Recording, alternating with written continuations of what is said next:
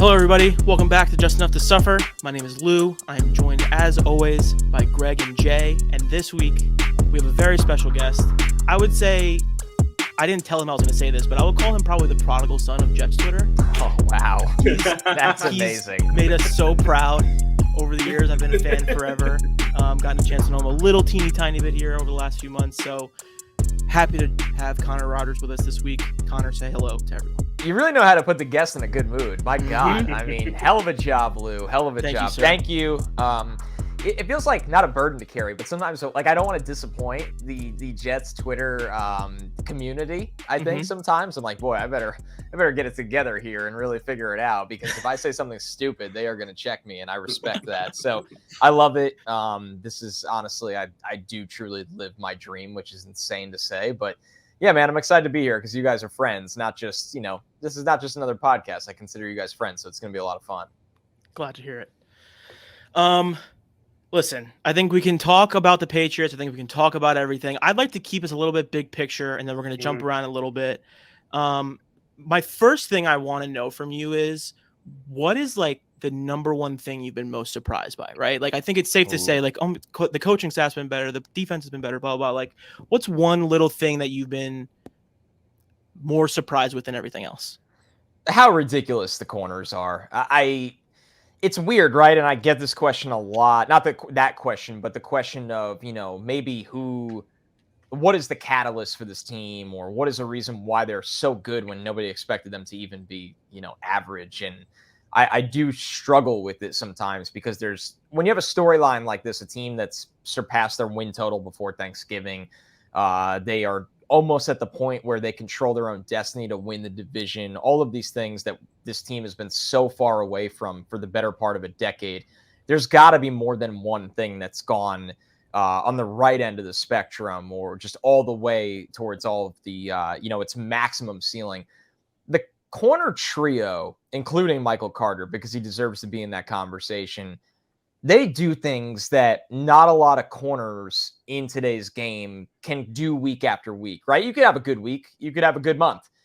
Sauce Gardner stepped on the field as a rookie and was able to carry the weight of being a number one corner, which is all good and fun, but you get a reputation after a month of that. DJ Reed on the other end at 5'9", playing outside corner, his energy, his tackling, his makeup speed, his ability to play the ball in the air, it's unbelievable. This group is really, really good. And why they deserve so much credit is they allow the front four of the defense to have a shot, right? Have a shot at creating plays, getting to the quarterback, not having to blitz. I mean, not to bring up a more of a sour subject, I think the safety play is okay. I think the corners actually make this safety unit. Jordan Whitehead's a really good player, but Jordan Whitehead, the best aspect of his game is coming downhill. So when you look at Joyner and Whitehead on the back end, it puts a lot of pressure on the corners to sometimes be perfect. And for the better part, they have been. Mm-hmm. Yeah, the corner play has been unbelievable. And I think we were excited about DJ. And I know, obviously, I listen to Badlands every week and whenever you guys are putting out stuff, and you two were both pretty excited about DJ, but I think it was almost impossible to predict that he would become the player he's become so far. And also, it seems like he's a leader in the locker room. Like, him and Sauce have a great rapport. It has been awesome to watch those guys. I think too, if anybody saw this coming, he's a $15 million player, not a $9 million player on a 3-year deal where 2/3 of it's guaranteed. I mean, He's been that good because he's 25. When free guys hit the market that are under 27, 28, 29 years old, essentially they're playing out the entirety of the deal and they're free agents again before 30. If you think they're going to be a good to great player, they just get insane money. They usually don't even get to the market. They get traded before that happens. So the Jets' incredible tandem is 25 and under. That's just trio is 25 and under. That in itself is something that Joe Douglas can hang his hat on, and it's sustainable for a long time. Absolutely. It is kind of wild how in the first year everyone was going after Ulbrich and everyone was going after Saleh, and I think the kind of main thing to take away was that they were really trying to build that defense right from the front back. And in year two, they're at like the 49ers level defense, right? Where they're getting pressure with 4, they have good linebackers, and the corners are out of this world. And it's I can't remember a turnaround of defense like this in less than a year with the personnel they have and everyone staying kind of the same, but just getting guys like Sauce and obviously Carl being back helps. Yep. Having a guy like Bryce Huff, not be healthy scratches, which was wild for the first 2 weeks of the season, considering where he is now. It's truly incredible to see the turnaround that they've made into that sort of San Francisco light defense already. Yeah, I think it goes back to something that maybe this generation of Jet fan has never seen or were really young when they did see it, and that's player development. I mean, the Jets, since Mangini's drafts, have not developed players. You could pick one or two here or there, right? Like Jamal Adams was really good. He was also first round pick. Okay, like big. I don't really think Jamal Adams developed here. I think Jamal Adams was exactly as advertised here, and a couple along the way. But they've just lacked player development for so long that, while Rex struggled to draft them, Rex took Mangini's classes and developed those players. They had really good coaching during the Rex era. So now you go through all of these different eras. The Bowles regime struggled to do it. They developed a couple DBs. That was really it. Gase probably made players significantly worse than whatever their trajectory was. And then you have Saleh come in, and I always, kind of illuminate this with what Zach Wilson deals with. Sam Darnold was a bust, and Zach Wilson carries some of that weight as an extension of the Darnold pick, where the guy was, 12 games into his career, and it felt like everybody hated him. And I think that's because he was an extension of Darnold failing. I think Saleh was an extension of Bowles and Gase failing, that he had a really bad first year. The defense was bottom in the league in multiple categories, and people were like, I'm not buying what this guy is selling because I've seen this song and dance so many times. I don't have the patience to watch. And now you look at it this year, and I think it's come together even a little quicker than Saleh and Ulbrich expected. I think they thought this would be a big-time year where you go from bottom three in every category to middle of the pack. They went from bottom three in every category to, since week 3, they're one of the best defenses in the NFL. Guys have taken jumps. Draft capital has helped. You have C.J. Mosley as the glue in the middle of all of it. Quentin Williams breakout. Obviously, you have some, ancillary pieces that have really helped as well with the rotations that they do. But I just think nobody in the world expected. You're talking to a guy that had Sauce Gardner as the top corner in the class. I thought Sauce Gardner would be maybe 60% of what he's been. That's how good he's been. So it's really, really come together as a whole. Connor, I got a twofold question for you, actually. Speaking of Sauce Gardner and DJ Reed, going back to 2011 and Antonio Cromartie, Cromartie made big plays in big spots and he was kind of clutch and made some, some big interceptions, stuff like that. But I feel like DJ Reed is a better cornerback overall than Crow. And I feel like Sauce Gardner is having a better rookie year, even though it's tough because, Revis got so good after that. But I feel like he's almost having a better rookie year than Revis had.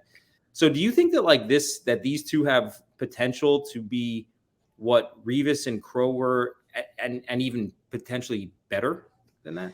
It's a great question because I think it comes with nuance, right? Where I don't think we'll ever see, and maybe you're just talking to the wrong guy, I don't think we'll ever see Darrelle Revis 2009, 2010 ever again in our lifetime. And I put him in the category of any corner I've ever watched play football. But when you look at it from a team sport angle and as a duo angle, DJ Reed you're 100% right. DJ Reed is a little bit more down by down consistent as that number 2 than Cromartie was. Cromartie made plays that were just unbelievable that could be defined as feast or famine. And he could do that because when he got beat and took those chances, he actually had some of the best recovery speed I've ever seen to, still make up for it at times. But this duo can be just as good as them in a sense of the scheme they're in. The front four is going to also help them. The front four is a better pass rushing front four than those Rex teams that lived and died with the blitz. So if that front four creates more errant throws and opportunities from quarterbacks for these corners, their production could be just as good, if not better. That's what they're so different because the scheme is so much different from what Rex did.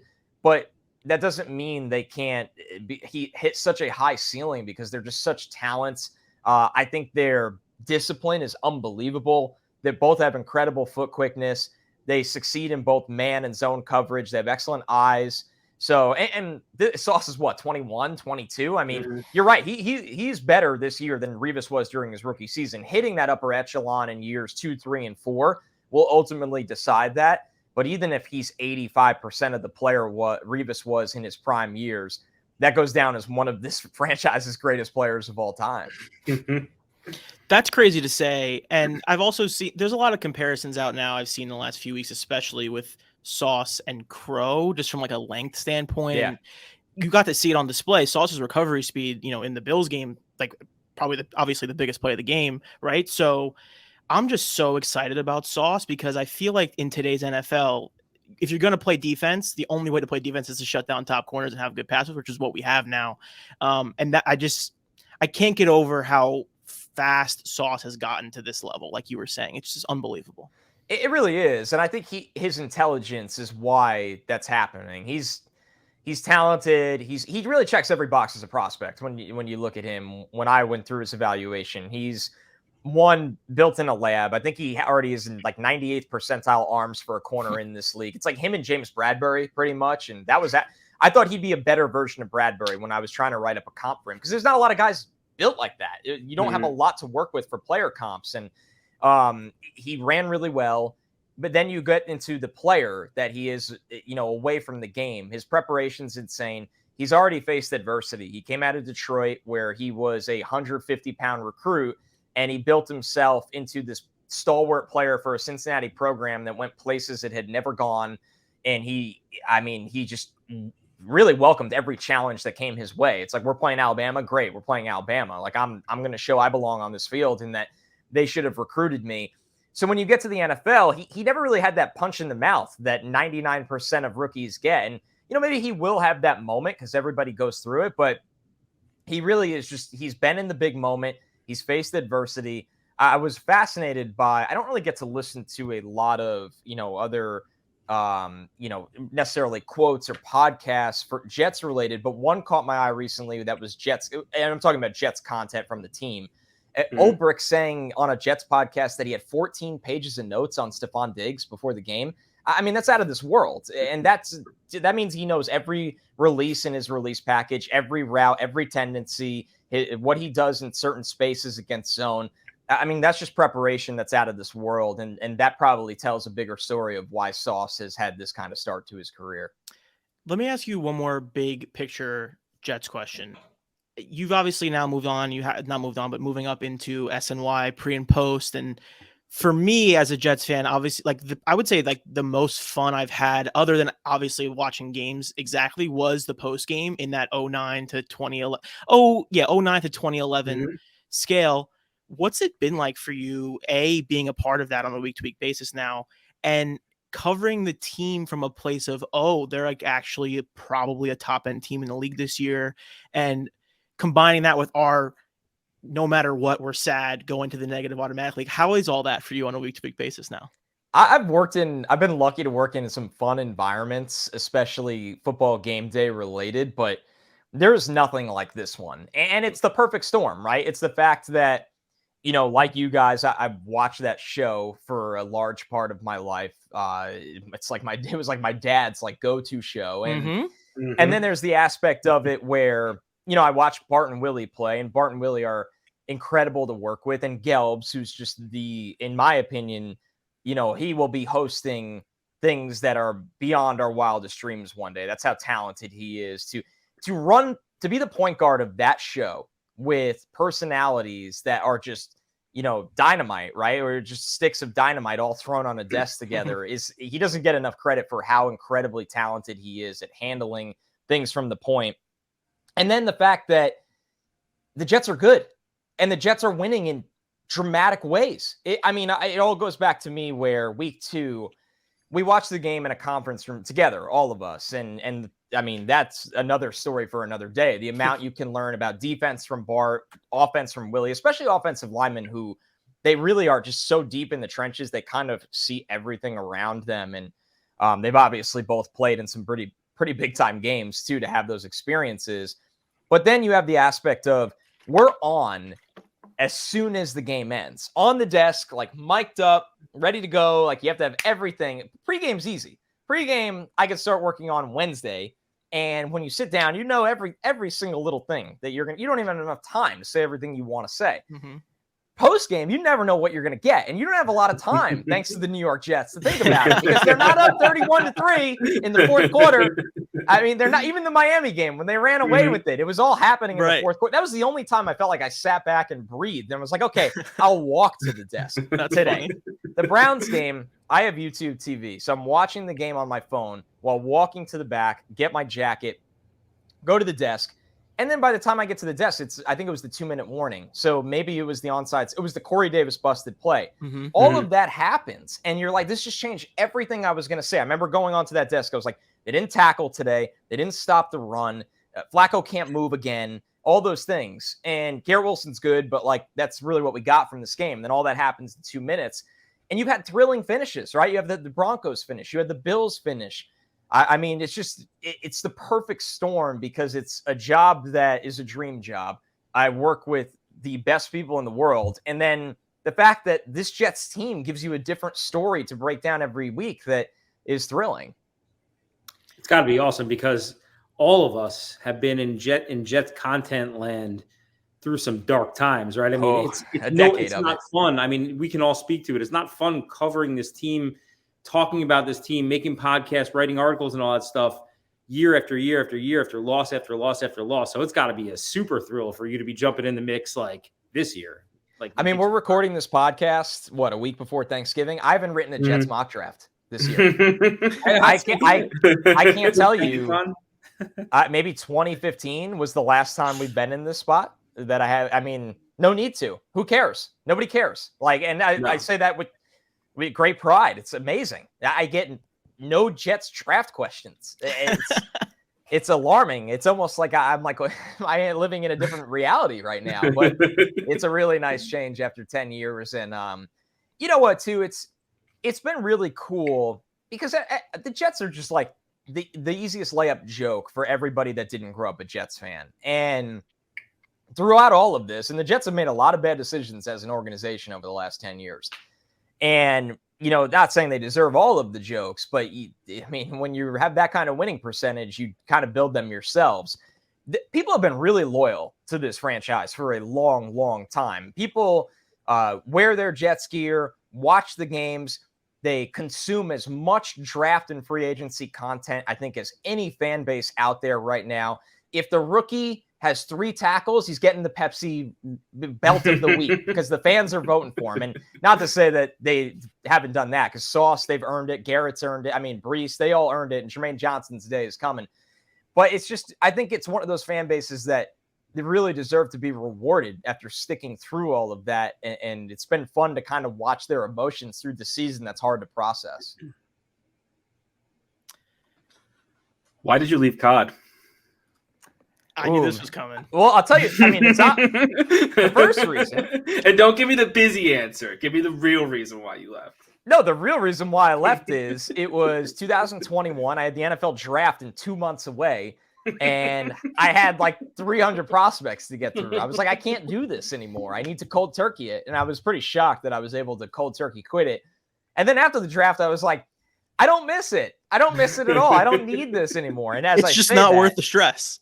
It's not, but they're gonna Warzone 2. I'm gonna get back on. It looks good. Maybe it's the Freebird trailer that got me. I don't know what it is. I looked at it. And I'm like, you start to miss just BSing with your friends in that format because life is busy. Like this is the busiest football season I've ever had. I mean, I've been up in Connecticut a lot during the week for NBC. That's just been awesome. I'm at SMY on Sundays. Still doing a lot of different podcasts and things like that. And then still trying to have some kind of social life, but that's a good way to fill the gap. So I'll be back. Sadly, what a bad idea. It really is just not worth it, like at all. But I'll be there too. Don't worry. Yeah. No. So to you, what gives you more satisfaction? A Warzone win or making somebody quit in NHL? Making someone quit in NHL. Not even close. Yeah. Not even close. pull the cord out of the wall type of quit. Oh man, I had a good one today. I had one of those ones where it blacked out so fast you knew he ripped the cord. He ripped the cord out. Like I didn't even have time to unmute him and turn on the voice chat and like just tell him to delete the game. So yeah, and it depends. Like I'm usually actually like a pretty good sport. Like I try not to be like a very toxic gamer. But if somebody's just absolutely spamming or being a jerk the entire time, I won't say anything until the pause menu comes up that they're about to quit, and I'll unmute them, and I'll just be like, I'll either say I'll start the quit chant, like screaming quit, or I'll just be like, better luck next time. So the Warzone is very it's fun because you're on with your buddies, but I mean, it's just there's so much BS in Warzone that it's like sometimes you kind of snuck into a win. With NHL, there's really none of that. Who are you playing with in NHL? Are you Rangers through and through? I am this year. Last year, man, it was brutal last year because every kid used the Avs and the Lightning. And it's one of those games, and I'm sure people that play like FIFA, I don't play Madden anymore, so I don't know. If you're a weaker team, you are at a significant disadvantage. It's not really like the gap like this. It's a massive gap.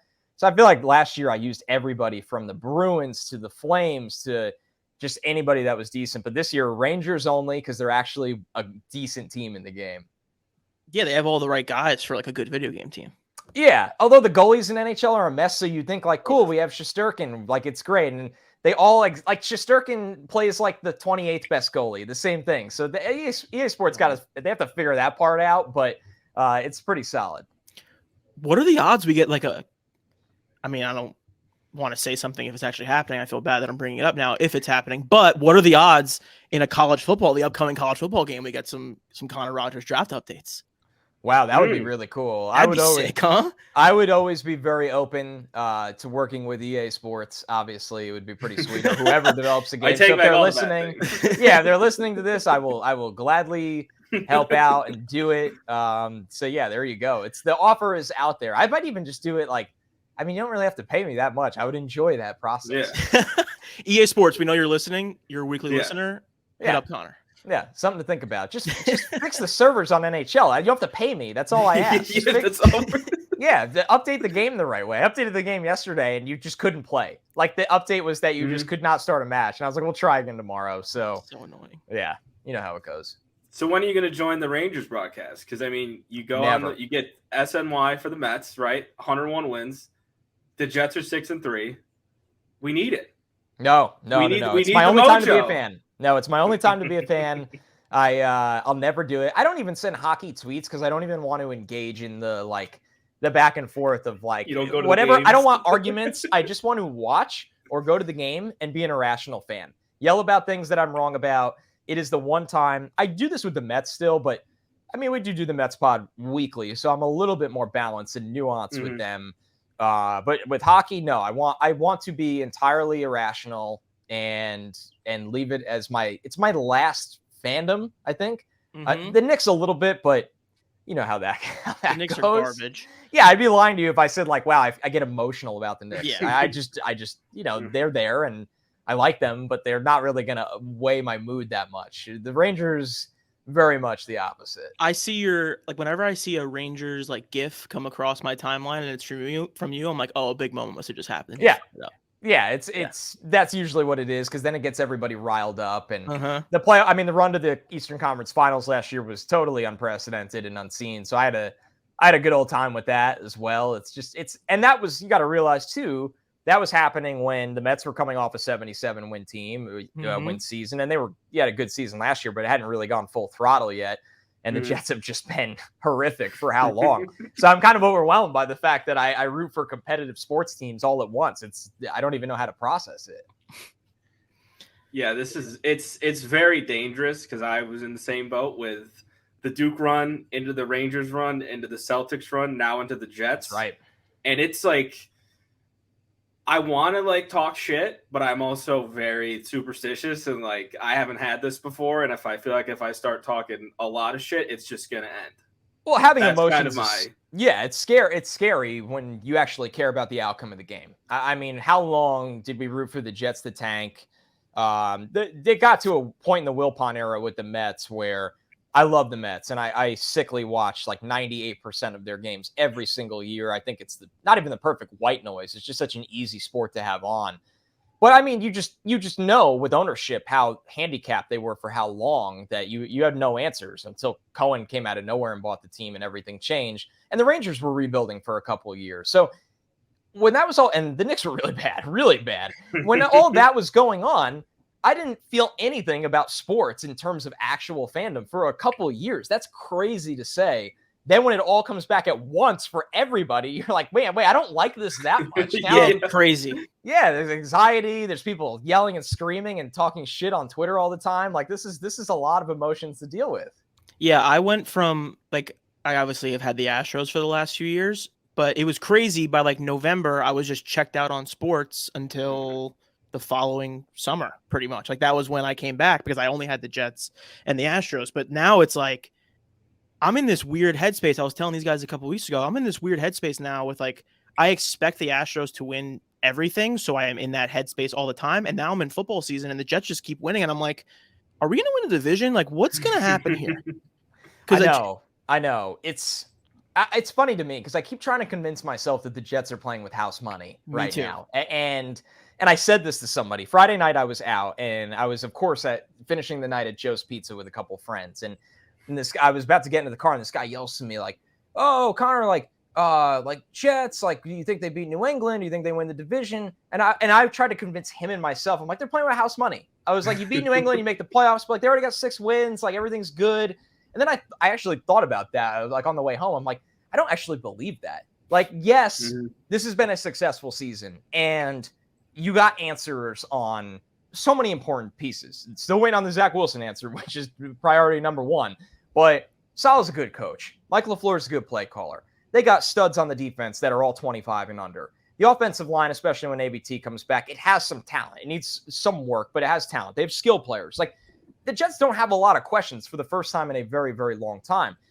But you still, with injury luck or bad luck, with things with the schedule and the moment and momentum and getting hot at the right time, I mean, we'd all be disappointed if the Jets didn't make the playoffs this year. And we didn't all think that in August. Now it'd be a massive disappointment. And we're talking about the division.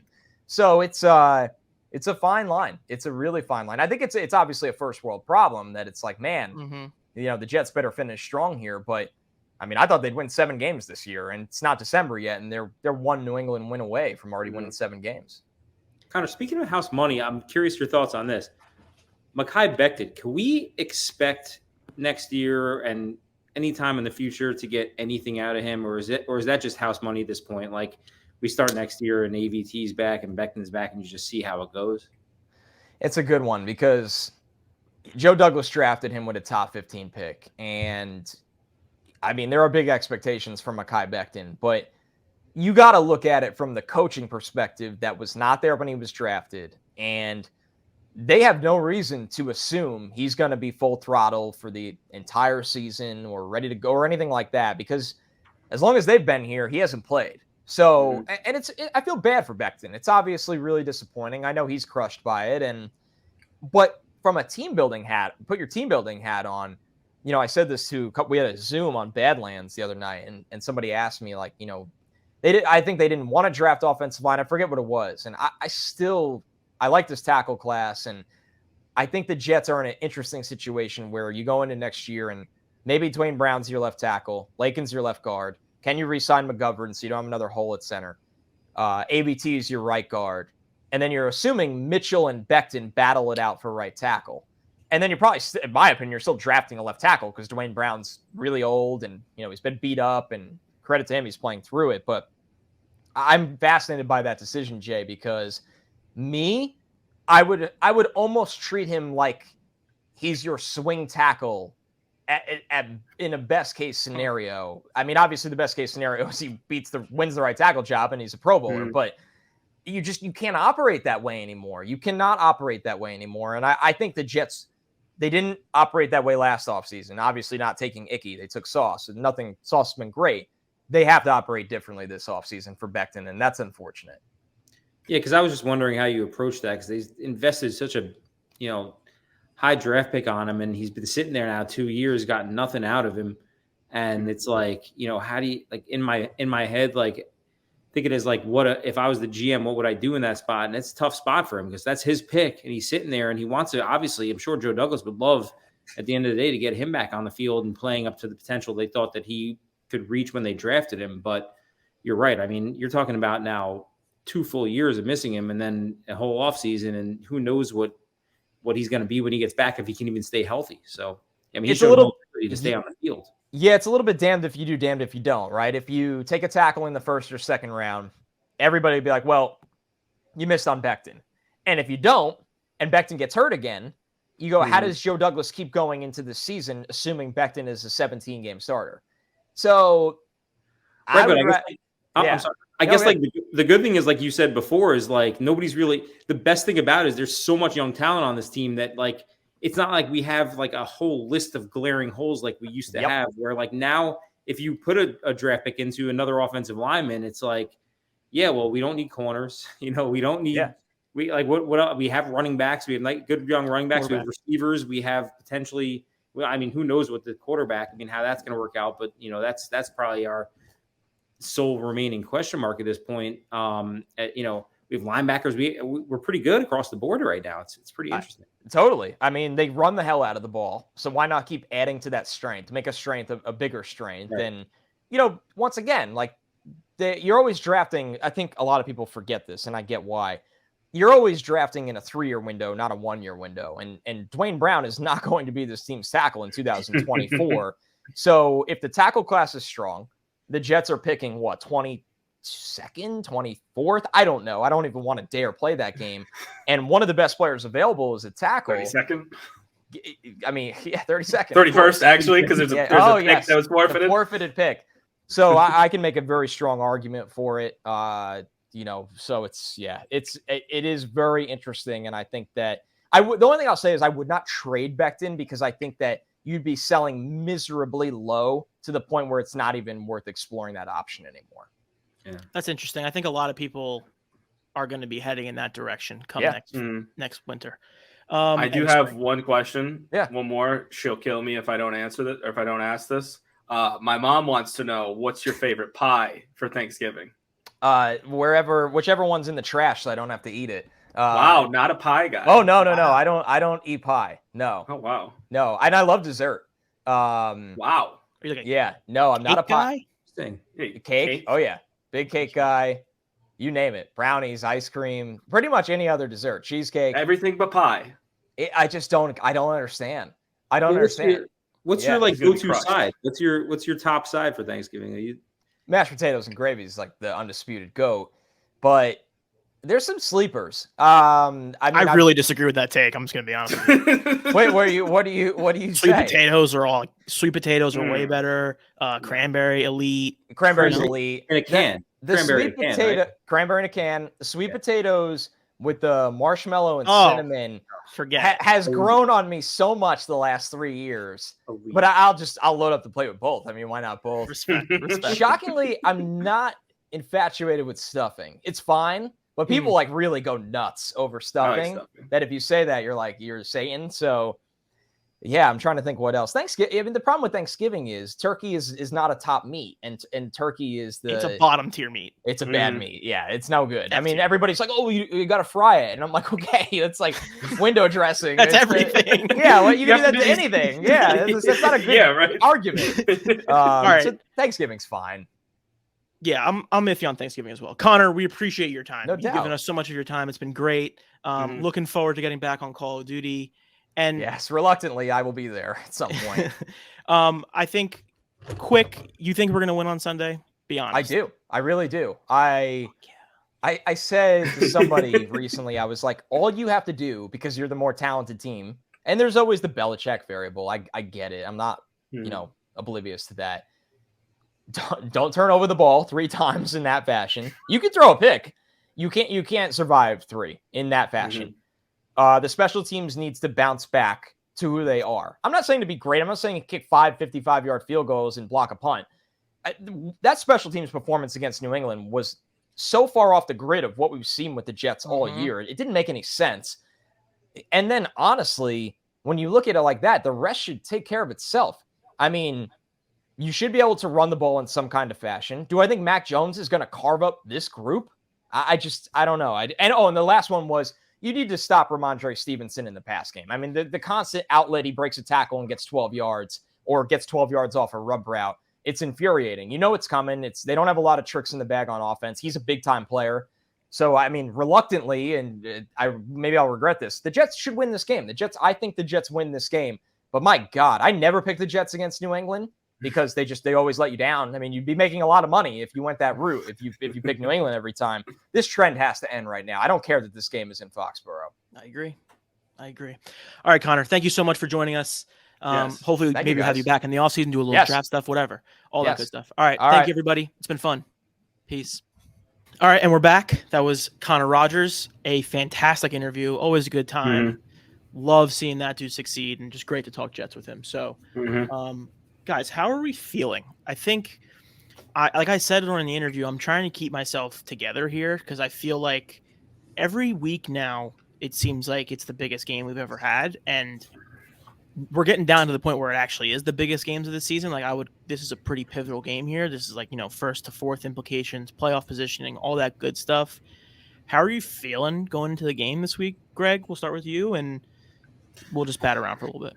I am in a weird, I don't even want to say it's in a weird space, but I think a lot of people are hyping this up to be like the game of the year. And weirdly, I'm just looking at it like it's another football game. And to say that for a team that hasn't won shit in 10 years and is good for the first time is very awkward. But I'm looking at it like this is a team we should beat. Like, I don't care that it's New England. Mm-hmm. I don't care it's the Patriots. I don't care that they've beaten us 13 times in a row. Like, after that Buffalo game, it really put into perspective that this team is legitimately good. And like we said after the game, they can hang with anybody. So I'm going into this game looking at it just like, okay, New England's next up on the schedule. Go in, take care of business, get out at 7-3, and let's keep it rolling. Mm-hmm. I'm not trying to make it out to be this huge, like, because I think it stems from like the Rex era, and it kind of built on that I think it's 20 years of Belichick more than anything. But I think Rex built it up when he was here here to right. be the biggest games of the year, and then they constantly fell flat on their faces. But that kind of stuck with me for a little bit longer. But now, I mean, this is just – I guess it is weird because I've never felt like this like for New England games. It's just like it's another game. Go win. Take care of business. Okay. I mean, Tom Brady's not running out of the tunnel. Gronkowski – I mean, we went over this a couple of weeks ago, and then – it took a perfect storm of bullshit for us to lose that game by 5 points. I mean, and Connor said it, earlier, just play your game. Like it'll be good enough. You don't have to press, and you don't have to like put yourself in a position where like you're going to be turning the ball over 3 times and making these ridiculous plays on special teams. Just limit the mistakes, and you should be leaving Foxboro with a W. I mean, I can't see us losing it. Like I'm with you, Greg. Like I can't envision a scenario where we lose this game. On Sunday. Can, guys. Like we saw it 3 weeks ago. It's not even that so much as like we held Judon down pretty well. We kept the offense mostly in check. Connor brought it up too with Ramondre. Like Ramondre has only gotten better in the last 3 weeks. Like he could run all over us. Like this is a team.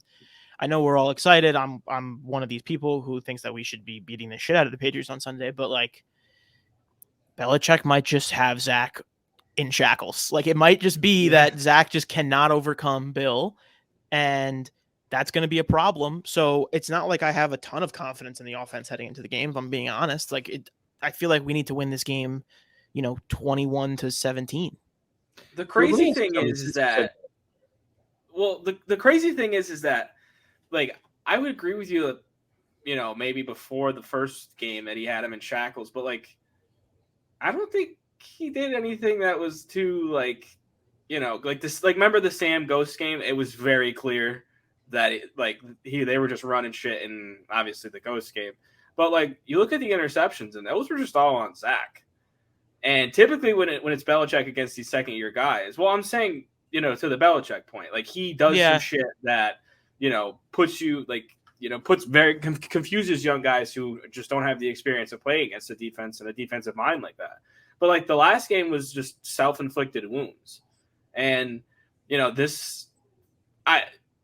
after the Bills game, when they were like, the whole team was kind of just like, yeah, no, we're focused on New England. That really kind of showed me that, like, okay, this team is ready to go to fucking war in a couple days. Yeah, now that you bring that up, it brought up something that I've been thinking about.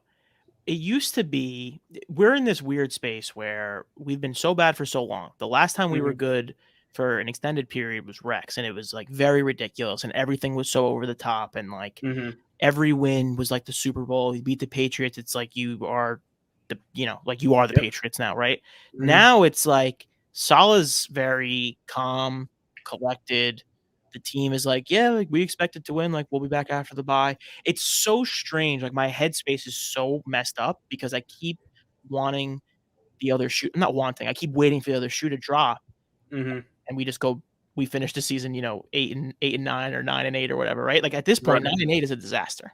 Because you're 6. Like we've talked about last week, you have 6 wins, and you have Detroit, Chicago, and Jacksonville at home still on the schedule. Now those aren't guaranteed wins, but like if you can't win 9 games with those 3, even if you win 2 of them and you win 1 other game, that's 9 wins. I mean, 9 is I think floor. A floor and a disaster. Like you should be able to get 10 wins out of the rest of the schedule. But Lou, I wanted to go back just really quickly because I'm curious about your thoughts on this. If really Belichick does have Zach in shackles, if he locks him down in the first half and we don't score a single point in the first half, right? And let's say the score is like 3-0 at halftime. I refuse to pull Zach Wilson. You will not do it. It's not happening. It can't, Jay. Like they can't. Like it's not even just to go to the pen and maybe get a spark and then go back. Why? You can't. For 6-3. What does that do? So look at so you go to Mike White, right? Then what? Yeah, it's like next week we send Mike White out there against the Bears. Like, I'm not fired up. I'm just saying, like maybe you go back to Zach next week and say for whatever reason you just can't beat Belichick and we gotta try to win this game. I know what you're saying, Jay, and I know why Greg's reaction is the way it is. We have Saleh and the Jets have a dual mission the rest of the way. They need to keep winning, and they need to make sure that Zach is put in a position to succeed. So then at the end of the season, you can say, all right, we're going to move ahead to year 3. All right, we're going to just move on entirely. They can't keep him in a little box and, put the whatever. I don't even know what the analogies I'm thinking of, like the kid's door lock or whatever the hell it is. Like they don't let him do anything because they need to know what they have with him. Training wheels is the word I'm looking for. Thank you. Locked in a box. I don't know what just happened there, but keep him in a trunk like Harry Potter. They need to know what's going to happen with him, and if they pull him after one bad half coming out of the bye, it's over. You can't do anything after that, and then from now on, it's whenever he has a bad half, it's going to be pull him again. And I just never understand why it's so much different in football than it is in baseball. Like if a pitcher's just not having a good day, you can just yank him. 162 games. Yeah. Yeah, like I think if you a good example of it is like a playoff game. Like if the Astros pulled Verlander in Game 3 of the World Series after he's getting shelled or whatever, like you can't go back to him. You don't have the same confidence in him. It's not a video game, It's also a very bad message to the team, and I think it's you're inviting all the shit that you've been pushing out. You're definitely starting controversy because if Mike White comes in and he leads them to and he scores, even if he doesn't, touchdowns in the second half, Mike White could do nothing. And if they bench Zach, that's all people will care about. Yeah. This is a very non-drama filled organization now and regime. They are not going to invite more controversy. Think about it. Every single time it happens, Elijah Moore, it's like just like fall on it and like no one talk about it and it'll just go away. And they're right because it does go away. So there's no reason to create more problems for themselves, in my view. I know what you're saying, Jay. Yeah. You have to operate outside of the next 6 games or however many we have left, 7 games. Completely off topic and speaking controversy, I just thought it was funny. You see what happened with Chris Herndon tonight? Yeah, what did he get suspended for? I don't know, but one of the funniest responses to the tweet where they like put it out there that he was suspended was, "What a loss for the," and then they didn't finish the sentence. It was pretty funny because he's not on. Yeah, Twitter. I love Twitter so much. That's been one of those The Herndon one is a classic. If it all ends up coming together Fourth one day, rounder. if it all comes together and we actually, accomplish the mission and win a Super Bowl, like those will be the things we laugh about. I just want to have more things to laugh about. Yeah. Getting two first round picks for a safety will never not be funny. Oh, that'll always and then what they got for Sam, I mean, regardless of the feelings towards him, getting a fourth year quarterback who it doesn't even start for the team he's on now. What, they get a third for him? I think He's not even. I can't believe he hasn't played yet.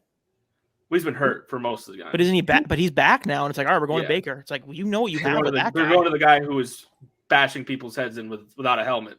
Yeah, the other week. They're going to Baker and PJ Walker. Great organization. Sam wasn't even a thought, obviously. The PJ one I get because it was like in the moment they just needed a body, and then he played well and they kept it going. To switch quarterbacks and then make it Baker is very confusing to me. But this is not a Panthers podcast, so I don't give a shit about that. Pivot. Yeah, don't. If things go haywire, we might have to pivot. You want to get into the Panthers? That'd be fun. Just get into a random team and just start a podcast about it. I've been wanting to. That's a good content I keep idea. trying to do that with soccer. As Jay knows, I've switched teams like 7 times. I keep waiting.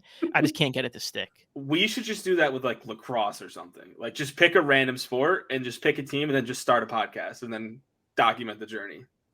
Well, I just want to let you guys know that in about 4 or 5 days, you're going to see me become the biggest U.S. men's national team fan in the history of.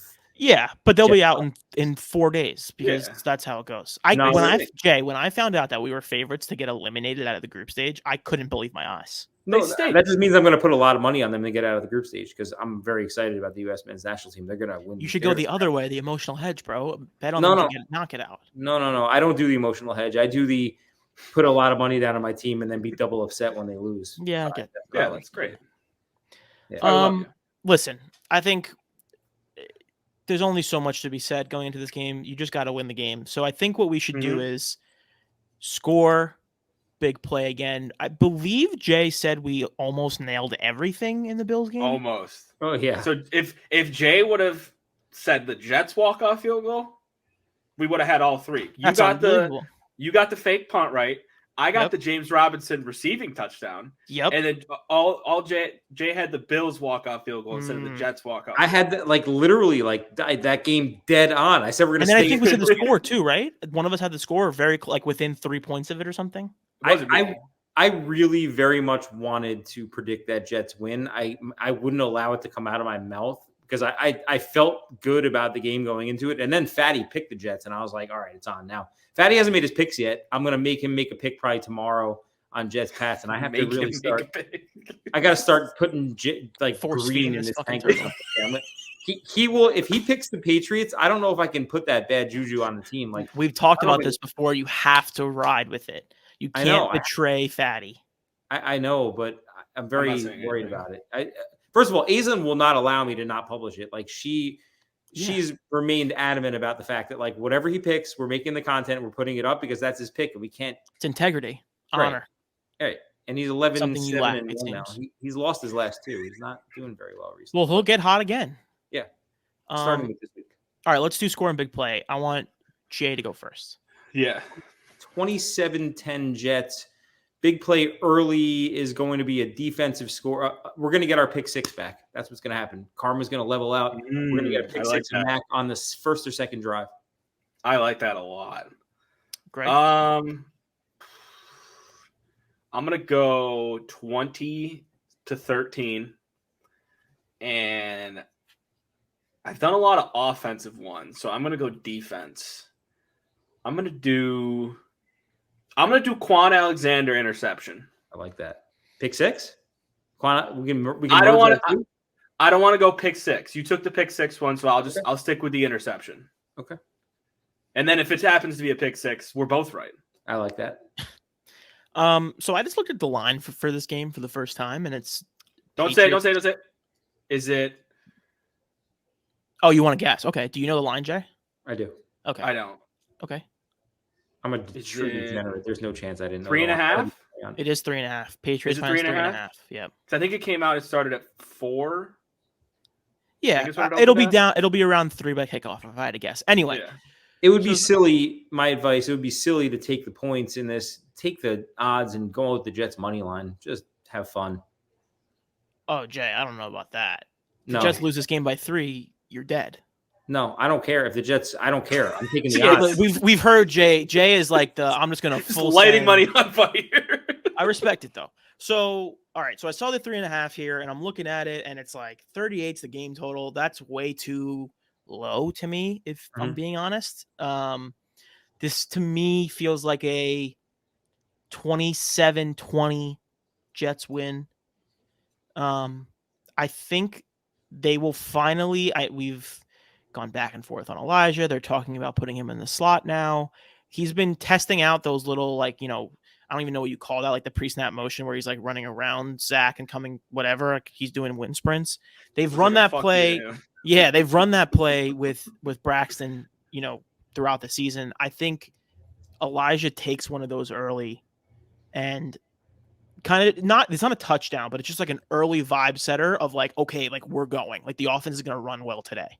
So that's going to be my big play. Touchdown or no? No touchdown. It's just like how far? How far? Like it's like a 50-yard play. 50? Okay. Yeah, it's like so a 50-yard. Big game, no touchdown. Yeah, early vibe setter. The offense is going to run well today, and we control the game throughout, and it finishes off 27-20 Jets. So the three of us are picking a victory. I think most people, like the Vegas line is 3.5, but I think a lot of people are predicting the Jets to win this game.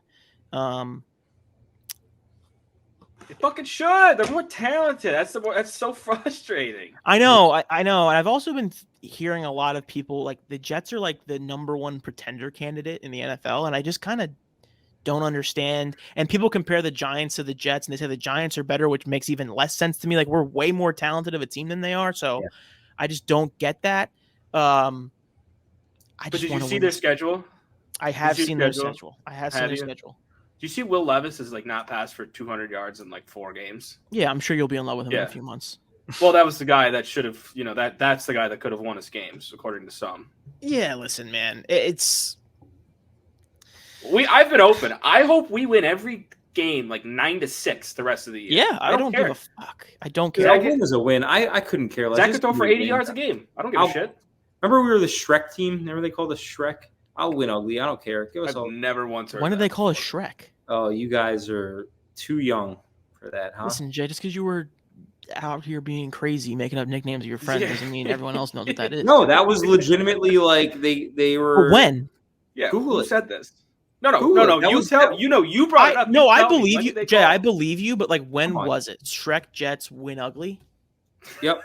Oh my God, it is. It's 2010. That's a good job, Jay. Was it?